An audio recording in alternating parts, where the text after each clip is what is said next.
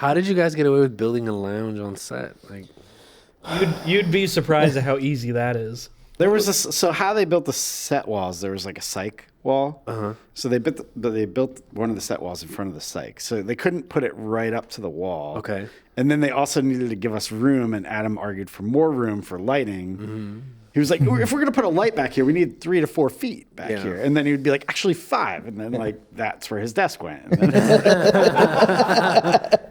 So we didn't actually, there wasn't like a good path back there. We used to walk on the psych wall because we had so much shit.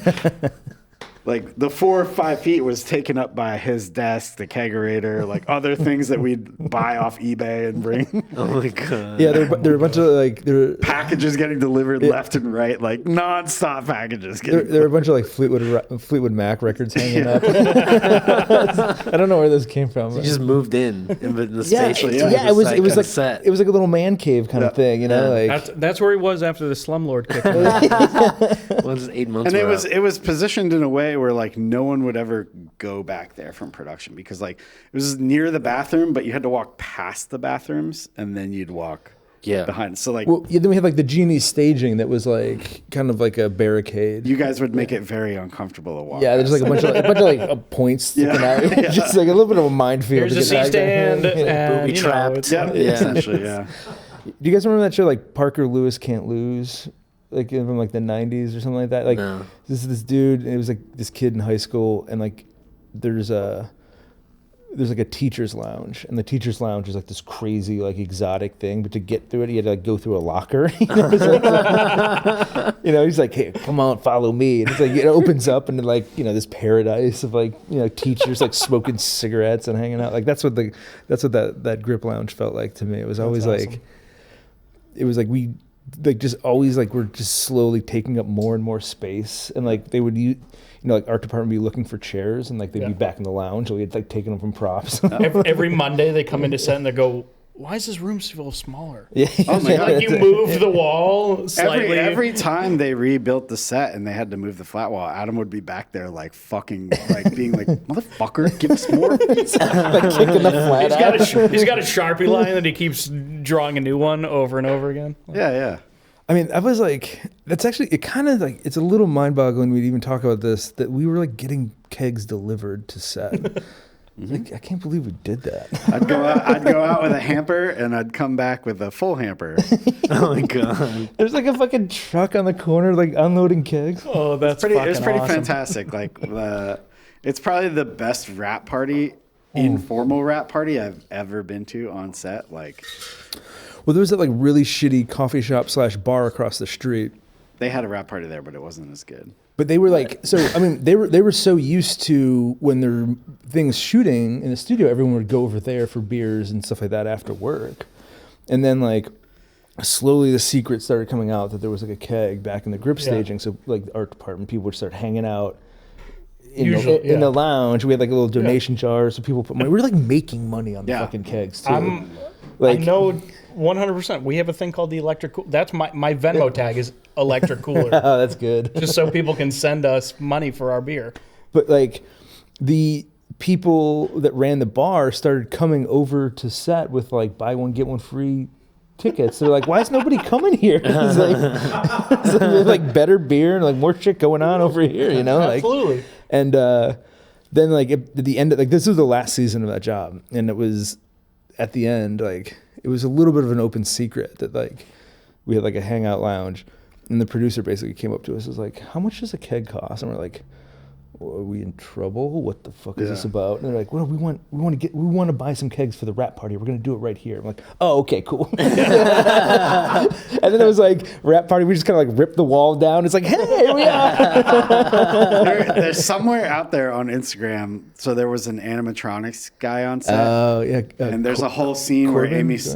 Can I pause for a second? Why? Because I have to piss so fucking bad. Yeah, this is a good story. I know, but I want to hear this full story. All right, pee and refill. right. Pee and refill. I'm so sorry. Now a word from our sponsors. Yeah. Take two. You guys suck. You know. Yes, I got a good take. No, but I mean, pretty much exactly what you said leading into that was like, oh, so the rap party for that show. Yeah, it was a terrible lead-in. Let's just like admit that you had to break the seal on your other fucking verse. But so all I want you to say is that Speaking of rap same parties, I have to thing- pee. Hey, Bert, Oh fix your my mic? god! You gotta fix your mic. More? Just do better if you don't mind. Do better. Did I do better? That's great. Thank you. I did better. So in the Grip Lounge on the last day, and this is, if you want to throw a rap party, this is probably the best way to do it. Hook up with the animatronics guy and figure out how you can get a fish to spray margarita out of its mouth. Do you have to hook up with that animatronics? Yeah, you just hook up with him. Just take him out for dinner. Yeah, it was one of those little Billy the Bass things. You Yeah, press it, and instead of playing music, it shot margarita out of its mouth. Yes. So we made a fake. We essentially like. We were doing the part of the show where David Cross is it David Cross? He has that TV show. Yeah. Right? It's a TV show inside of a show called Wake Up White People. Nice. And David Cross is, when he ends the show, it's like a bloody mess. And like the directors and everyone was like, essentially, once we do this, we're wrapped, because like this is just we don't have the budget to clean this shit up. Yeah, it was like the last thing for the show. Yeah. So they did it, and then everyone's like, "Yay, we're done!" And there was talks of a rap party like in the future, but there was a keg behind the set, and everyone knew there was a keg, so they were like, "Yeah, we're just gonna go to the keg." Yeah. And then everyone started coming to the keg, and then Cortland like pulled this wall out with wallpaper on it from another set, and it just had the fish and a red button. And behind that, he had made this crazy tube rig to an like a pancake air compressor into like one of those like homebrew kegs. And I had made 5 gallons of margarita undiluted. Because I didn't know that you had to dilute. Why would you dilute it? No, I didn't know you had to dilute cocktail when you batched it. Like, I was just like, just make it straight. And no one drank it with ice. Everyone's just fucking putting it up there and hitting the button. The fish's face would come out to you, and then it would just spray margarita right out of its mouth into your cup. Well, I mean, it was like into people's cups to start, And then, it on got the like real, just floor, like and then straight. into people's mouth. And then it was like straight like fish to mouth. holy shit. Holy shit. Yeah. So I think we probably went through 4 gallons of margarita and a whole keg. And that's when the producers came up to me and him. We're like, and how do we get another keg? And they like, we're like, and we thought they were going to just fucking just kill us. And they were like, how do we get another keg? And I remember being like, well, like in my head, I was like, it's $90. I was like, it's $150.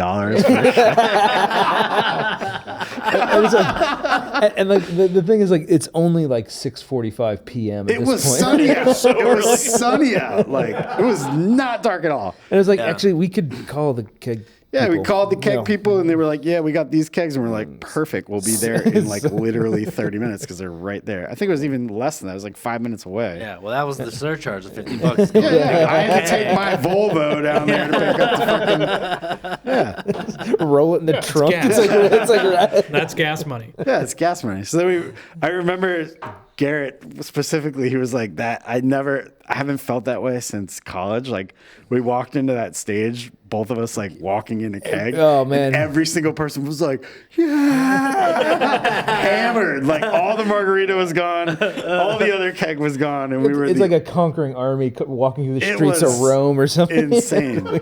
So like that party just. I don't remember how it ended, but it ended. We probably all went to another place because we ran out of the beer. I mean, we were there kind of late. I think we all. Did you ended guys have to wrap any of the gear and shit, or were you coming back another day? To do it? Everyone was coming back another day. Like, all the actors were getting drunk with us too. Like, the World Cup was on. Like, David Cross is back there shit. drinking. Like, Nice. everyone's just. This is it. Like, we're just getting drunk on the celebrating, stage. Yeah. And then I remember coming back Monday morning, It was a fucking. and a it was like mess. sticky. Everything was fuck. You'd walk places and be like, and it just smelled like the bar again, and it was just like. I mean, I don't know. You came in late and then left early. He was on another indie feature. He came in, was like counted like 8 things, and he was like, "All right, I'm out, guys." Oh, he came mean, into I think- inventory. One honky bonk. All right. Yeah. I'll count the onky bonks and then I'm out. Yeah, I feel like we were all just like drunk all weekend for some reason. It was, I mean, it was just kind of like, it was the end of 3 seasons of doing that show. So Yeah, it was like a real barn burner, as they say. Yeah. There's something to be said, between like having a rap party and just drinking at the rap. There's a difference. No, there's a definitely clear difference. Yeah, no, for sure. Yeah. Yeah, there was no hard line between when Yeah. the shoot ended and the rap Yeah, battle no, started, exactly. you know? It blurred I'm together. sure there was It like great. people were putting Baileys in their coffee that morning. They're like, last fucking day, baby. Like, Yeah. yeah. It's like the last day of school for like 8th grade. You're Yeah, like, yeah. it's done for. Like, Never That's coming back here. That's exactly what it was. Yeah. You know, it's like, yeah, because rap. 8th grade? Well, maybe not. Yeah. You had an So animatronic specific. fish in 8th grade? I meant the Margarita? Damn. but no, I mean, I think the sort of grew up in New I- York. I think the sort of like emotional maturity level of a film crew is about 8th grade. Yeah. That's what I meant. It's just like, all right. there's nothing else to do today. There's absolutely no impulse control. yeah. It's like you're probably There's gonna no get in adults trouble. around. Yeah. Yeah. It's the maturity of 8th grade, but the logistics of a senior in college. That's Yeah. the, Okay. like, it's yeah. the- Yeah. Yeah. Going to a rap party that is separate from the actual production or the set feels a lot weirder. It's like, yeah, because you're wearing a button up. yeah. You're not wearing- You're dressed up. No, I You're not mean, wearing it just this takes, shirt. It's like essentially like it takes you 2 drinks before you even want to like talk. Like you're like all closed off for a Yeah. while. You're like, oh, here's my significant other I've never brought back. Yeah, exactly. Yeah.